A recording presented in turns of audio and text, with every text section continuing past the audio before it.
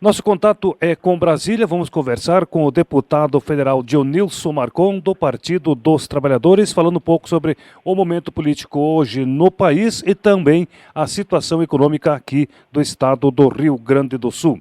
Deputado, iniciando com um destaque nacional desta semana, que foi o anúncio do governo federal de fechamento de muitas agências do Banco do Brasil, inclusive muitas aqui no Rio Grande do Sul. O senhor, como parlamentar federal, vivendo a política aí em Brasília bem mais de perto, como repercutiu esse anúncio do governo federal através do Banco do Brasil? Bom dia José Real, bom dia aos ouvintes da Rádio Sarandi. Esse anúncio do presidente Michel Temer de fechar agências do Banco do Brasil no Brasil inteiro, inclusive no Rio Grande do Sul, fechando 16 agências, e agência no Banco do Brasil, quando, me lembro muito bem, antes de ser político, a comunidade brigava para abrir uma agência do Banco do Brasil, porque uma agência do Banco do Brasil significava e significa desenvolvimento naquele município, naquela região. Então o governo que está agora querendo enxugar as agências do Banco do Brasil é porque tem uma estratégia de ajuntar o Banco do Brasil e a Caixa Econômica Federal, e uma das duas siglas depois ser vendida. Então isso mostra que o governo sem voto, o governo do PMDB, não tem compromisso com o desenvolvimento no Brasil, quer cada vez mais acirrar o desemprego, o atraso e a privatização no nosso país. Deputado, falando aí na área da economia, um assunto muito importante, tão importante quanto preocupante, é a situação hoje do estado do Rio Grande do Sul envolvendo o executivo estadual.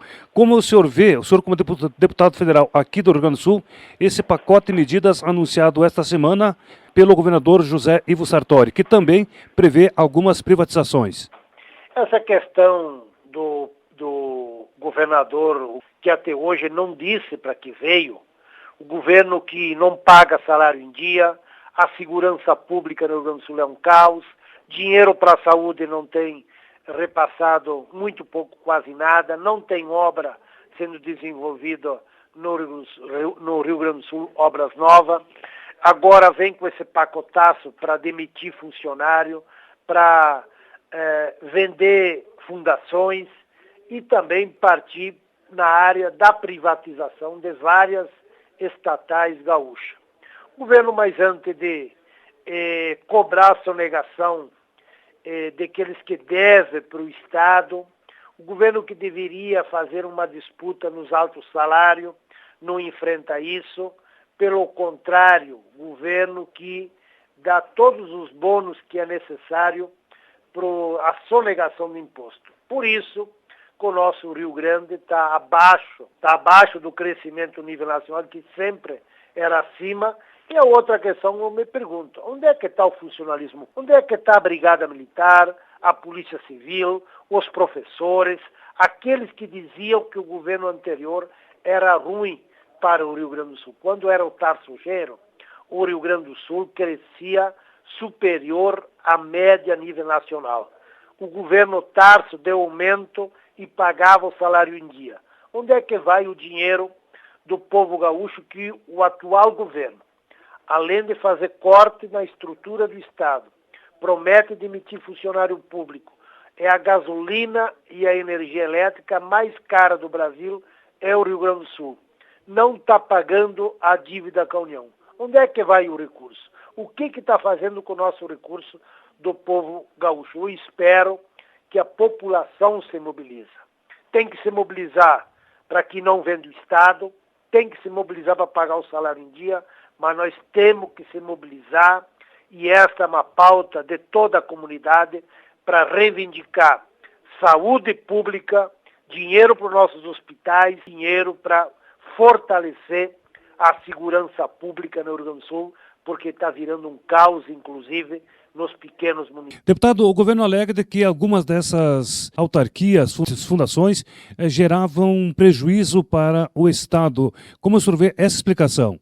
Esse discurso já é velho, é antigo, porque o Banrisul, no tempo do Brito, Também o Brito dizia que o Banrisul, que a Corsan, eram duas estatais que davam prejuízo. Foi só entrar o Lívio Dutra que essas duas estatais viraram lucrativa. E outra, as empresas públicas não podem dar prejuízo, mas também não precisa dar lucro.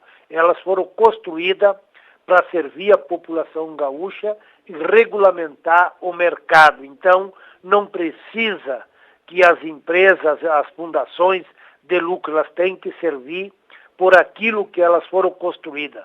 Não precisa dar prejuízo, não precisa ser um gabinete de emprego dos partidos do governo, mas elas têm que servir aquilo que elas foram construídas, quando foram construídas com suor e com o trabalho do povo gaúcho. Até que ponto essas medidas solucionarão o déficit aqui do governo do Estado, deputado? Eu acho que não é medidas de resolver o problema financeiro do Estado, pelo contrário, vai continuar na mesma, porque o governo promete, em nome das dívidas, em nome da crise financeira, demitir funcionário público. O governo tem que tomar atitudes, são de cobrar os sonegadores. E sonegadores não é os pequenos comerciantes de Sarandi, não é os nossos agricultores.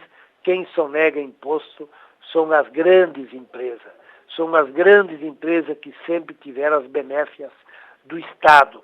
E o governo tem que fazer isso, não só para botar as contas em dia, mas também investir na necessidade do nosso povo gaúcho. Conversamos com o deputado federal Dionilson Marcon, da Central de Conteúdo, José Leal.